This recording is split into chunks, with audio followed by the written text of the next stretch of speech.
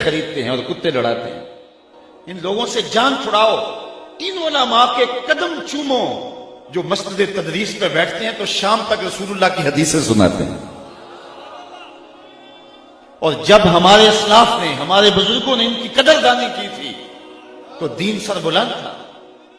اور دوسری جانب ایک شخص جس کی شکل بھی رسول اللہ صلی اللہ علیہ وآلہ وسلم کی سنت کی مطابقت میں نہیں ہے، بیوٹی پارلر سے تیار ہو کے اپنی بھابھی کا دوپٹہ باندھ کے آ گیا ہے اور وہ اسٹیج کے اوپر شریعت سے بغاوت سکھا رہا ہے. کبھی جنت کا مذاق اڑا رہا ہے، کبھی دوزخ کا مذاق اڑا رہا ہے. اور آپ اس کے اوپر یوں بے دردی کے ساتھ نوٹ پھینک رہے ہیں اور 2-2, 3-3 لاکھ روپے ایک رات کے وہ اکٹھے کر کے تمہارے وسائل نچوڑ کے لے جا رہا ہے اور تمہیں دے کیا رہا ہے؟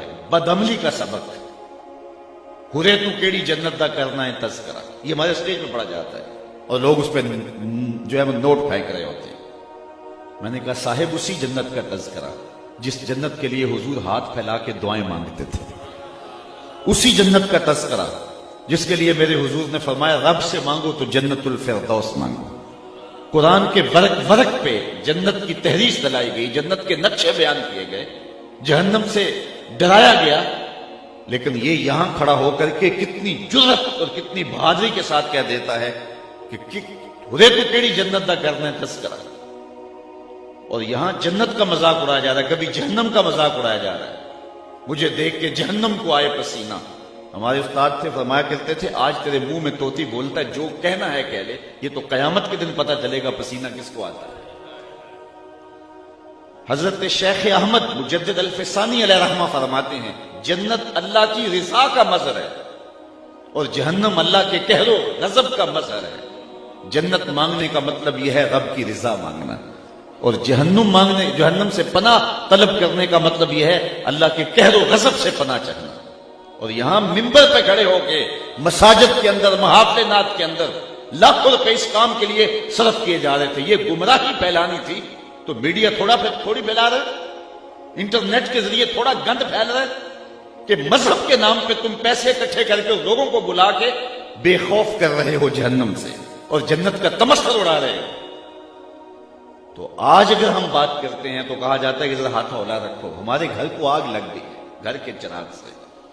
ہمارے وسائل ہمارے مسلک کو ہی توڑنے میں صرف ہو رہے ہیں.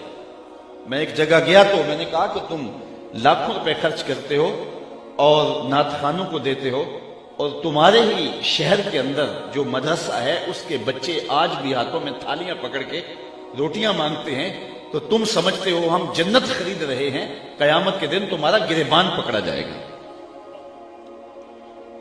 تو جنت اتنی سستی نہیں ہے کہ تم نے منہ میں پان ڈالا ہوا اور ہاتھ میں جو ہے وہ پیسے پکڑ کے ایسے نچھاور کرتے ہو تو اس سے جنت مل جائے گی. ام حسبتم ان تدخلوا الجنہ، کیا تم یہ گمان کرتے ہو کہ یوں ہی جنت میں چلے جاؤ گے؟ تم میں سے جو پہلے لوگ گزرے ہیں فرمایا انہیں جھنجھوڑا گیا حتیٰ کہ وقت کا نبی بھی پکار اٹھا اور اہل ایمان بھی پکار اٹھے مالک تیری مدد کب آئے گی؟ تو پھر ہم نے کہا بس ہماری مدد آیا چاہ رہی.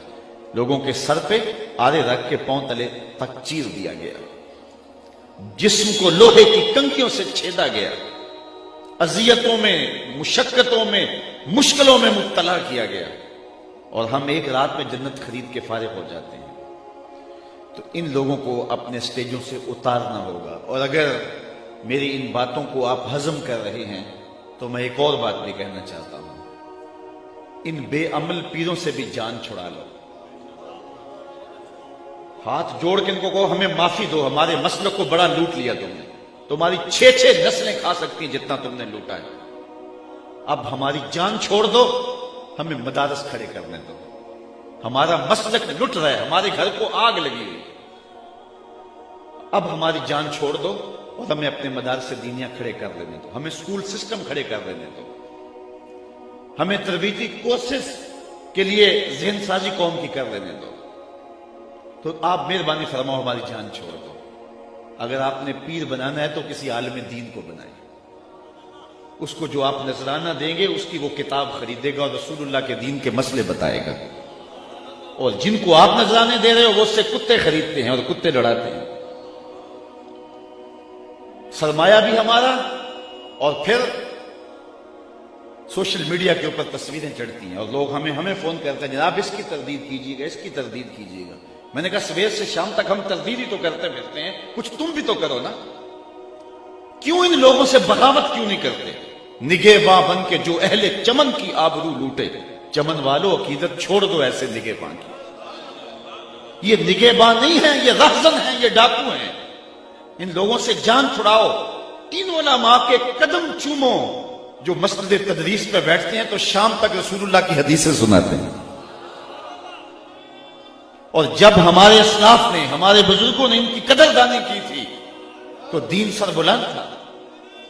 وہ منظر ہم نہیں بھول سکتے کہ حضرت میر عبد الحکیم سیالکوٹی علیہ رحمہ جب مطالعہ کرنے بیٹھتے ہیں تو بادشاہ وقت کی جانب سے ایک وہاں خادم مقرر ہے جو کچے برتن کے اندر بادام روغن ڈال کر کے آپ کے قدموں میں رکھتا ہے، اور تاکہ آپ کے قدم اس بادام روغن کے اندر بھیگے رہیں اور آپ کے دماغ کو تراوت پہنچتی رہے، اور چند دن کے بعد اس بادام روغن کو بدل دیا جاتا ہے۔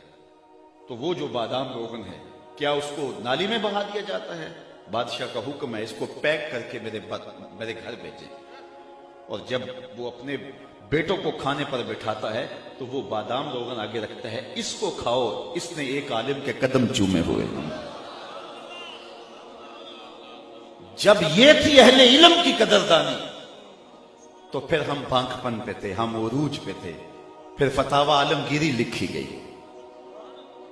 اور آج ہم نے، مجھے معاف کیجئے، وہ آج ایک صاحب کہہ رہے تھے کہ لوگ باغی مرید ہوتے ہیں، میں باغی پیر ہوں۔ تو آج ان لوگوں کی جان چھوڑیے اور ان سے جان چھڑائیے، علماء کی صحبت میں بیٹھیے، اور پھر بالخصوص یہ جو مدرسین ہیں ان کی کفالت اپنے ذمہ لیجیے کہ اللہ تعالیٰ نے ہمیں بڑا دیا ہوا ہے۔ حضرت آپ اپنی فکر نہیں کرنی، یہ ذمہ ہمارا ہوا، آپ رسول اللہ کے دین کا کام کریں۔ اور اہل سربت کو میں بتانا چاہتا ہوں، جو شخص حضور کے دین کے خادموں کی خدمت کرے اس کا آخرت میں تو صلہ ہے ہی ہے، دنیا میں بھی ضرور اسے ملتا ہے، اللہ اس کو فراوانی عطا فرماتا ہے۔ اس لیے یہ لوگ غنیمت ہیں، ان لوگوں کے ساتھ اپنے تعلق کو مضبوط کیجئے۔ اس وقت دوسرے لوگ، ان کے مدارس دیکھیے وہ کہاں پہنچ گئے، اور ہمارے لیے ایک مدرسے کا بجٹ سال کا وہ ایک مسئلہ ہوا ہوتا ہے۔ تو اس لیے ہمیں اس کلچر کو تبدیل کرنا ہوگا اور مدارس دینیہ کی طرف اپنی توجہ کرنا ہوگی۔ لیکن میں کہتا ہوں سلام ہے ان لوگوں پر، وسائل تھے یا نہیں تھے، انہوں نے پپل کے درختوں کے نیچے بیٹھ کے بھی دین کے چراغ کو بجھنے نہیں دیا۔ کتنی مشکلات آئی، لارڈ میکالے کے نصاب تعلیم مرتب کرنے کے بعد جب مدارس دینیہ اور اسکول سسٹم کو الگ الگ کر دیا گیا تو یہ علماء تھے جنہوں نے یہ چراغ بجھنے نہیں دیا۔ تکلیفیں سہی، دکھ سہے۔ ہمارے استاد فرماتے تھے کہ ہمارے استاد اپنی کہانی سناتے تھے کہ جب ہم رات کو مطالعہ کے لیے بیٹھتے تو مادس کی جو راتیں ہوتی تو وہاں ہمارے دارالعلوم کے اندر دیا نہیں ہوتا تھا، اس میں ڈالنے کے لیے تیل نہیں ہوتا تھا، بلکہ لاہور وزیر خاں مسجد کے اندر جو گیس جلتا تھا، اساتذہ بھی اس کی روشنی میں بیٹھ کے مطالعہ کرتے تھے اور شاگرد بھی اسی کی روشنی میں بیٹھ کے مطالعہ کرتے، اور وہ بھی 11 بجے بجھا دیا جاتا تھا۔ اور وہ اپنے مدرسے کی بات کرتے، وہاں وہ دیا بھی اور گیس بھی نہیں ہوتا تھا، یہ تو لاہور کا مدرسہ تھا، لیکن ہمارا جو ہے وہ کسی دیہات کا مدرسہ تھا اور فرماتے وہاں یہ بھی نہیں ہوتا تھا۔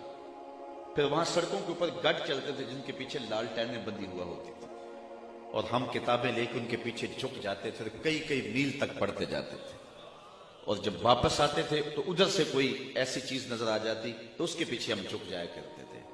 ان لوگوں نے کن مشقتوں میں دین کے چراغ کو روشن رکھا اور یہ دیے بجھنے نہیں دیے۔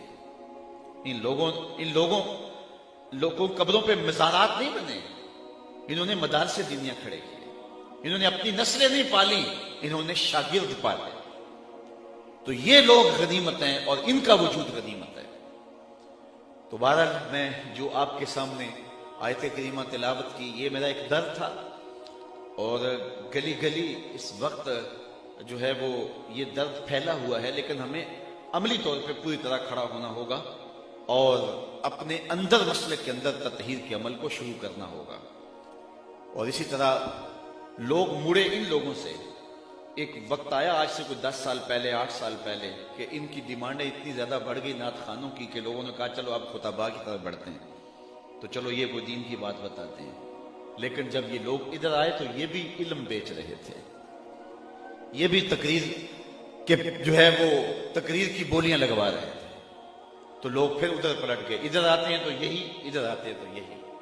تو اس دور کے اندر جو چند نفوس مل جائیں جو پیسوں کے لیے نہیں اللہ کے رسول کے لیے کام کرتے ہیں, یہ کیا ہوتے ہیں پیسے؟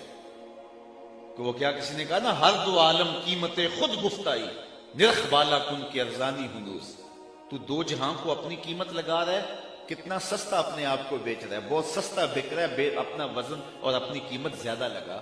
دو جہاں بھی ایک پلڑے میں رکھ دیے جائے تیرے ایک لفظ کا مول نہیں ہے, ایک لفظ کی قیمت نہیں. تو اللہ تعالیٰ ان آستانوں کو, یہ حقیقی آستانے ہیں, باقی تو آس اتر گئی ہے, تانے رہ گئے ہیں. جو آستانے ہیں یہ ہیں جہاں علم کا نور بانٹا جاتا ہے اور لوگوں کی علمی پیاس بجھائی جاتی ہے. اللہ تعالیٰ ان کو قیامت تک آباد رکھے.